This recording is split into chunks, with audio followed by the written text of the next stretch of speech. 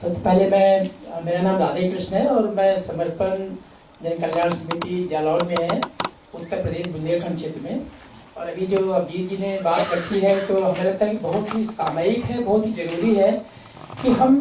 हमें विशेषकर हम ये जानना चाह रहे हैं कि और समझना भी चाह रहे हैं, इसके साथ जोड़ करके भी देखना चाहते हैं कि एक इशू है कि अगर हम रैली में महिलाओं के डेवलपमेंट की बात करते हैं कि उनके संबंधित जुड़े हुए चीजों को हम लिटिगेशन के साथ देखना चाहते हैं तो हमें पूरी पर्सपेक्टिव से देखने की जरूरत है। एक बात तो ये कि हम केवल ये जो सरकार ने नियम कानून बनाए हैं केवल उन्हीं को देख करके अगर हम महिलाओं की जिंदगी में अंदर देखना चाहते हैं शायद पर्याप्त नहीं है। सबसे बड़ी बात यह है कि हमारा बहुत बड़ा समुदाय गाँव में रहता है और वहाँ महिलाएं रहती हैं और महिलाएं खेती किसानी का काम करती हैं और उनके साथ में जो अभी जो बहुत सारे केस पहले से सामने आया था तो शायद गांव की महिलाएं हैं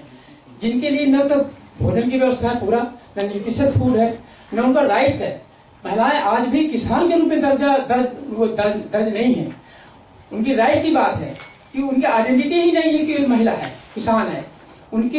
एक्सेस नहीं है उस पर, न उन पर लीडरशिप है, न उनकी डिसीजन मेकिंग में उनका कोई स्थान है। तो जब तक हम इन चीज को एक कॉम्प्रिहेंसिवली नहीं देखेंगे तब तक रियली हम अलग अलग तो देख सकते हैं तो हम ऐसे लिटिगेशन करते रहेंगे और वो स्थिति बदलने नहीं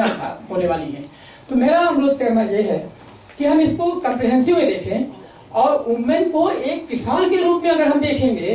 क्योंकि हम जिस देश की बात कर रहे हैं वो किसानों का देश है, गाँव का देश है और उसमें अधिकतर 90% महिलाएं जो खेती किसानी का काम महिलाएं करती हैं और जिनकी पहचान ही नहीं है, ये क्या लिटिगेशन का नहीं आना चाहिए? नंबर 1। नंबर 2, उसके साथ में जो उनको हमारी जो सरकार की बहुत सारी नीतियां हैं, कल भी बात हुई, आज बात हो रही कि तमाम सारी मल्टीनेशनल कंपनियां आ गई, बीच में अधिकार दूसरों का हो गया और वो मजबूर है कि उनको बताया जा रहा है कोई सरकारी एजेंसी ऐसी नहीं है जो हमारे जो ट्रेडिशनल सीड्स हैं उनको मजबूत करने की बात करें, जो न्यूट्रिशंस भी है और साथ उनके हाथों में उनके पास नॉलेज है, उनकी स्किल्स है, उनका पूरा सोच उस तरह का है, लेकिन उसे चेंज किया जा रहा है। तो हमें लग रहा है कि इस तरह का जो महिलाओं को विशेषकर जो जमीन का जो बंटवारा है, आपका जंगलों का जो बंटवारा है, उसको हम लोग देखें तो निश्चित रूप से महिलाओं की जिंदगी में फर्क हम देख सकते हैं, फिर को साथ में जोड़ें। तो हम अकेले न करके इन सबको जोड़कर देखेंगे तो निश्चित रूप से बदलाव आएगा और हमें कहने की स्थिति में होंगे कि जो हमारा कंसल्टेशन है, जो हमारा भविष्य का फॉलोअप है, वो हमें शायद ऐसे चलेगा तो निश्चित रूप से जब आगे आने वाला समय होगा तो बहुत सारी अपॉर्चुनिटीज साथ में बहुत सारे सरकार को दबाव बना करके, not only the legal but the political also और सोशल आल्सो, इन सबको तीनों को अगर हम देखें, सबको मिला कर देखें तो नेचुरली वी कैन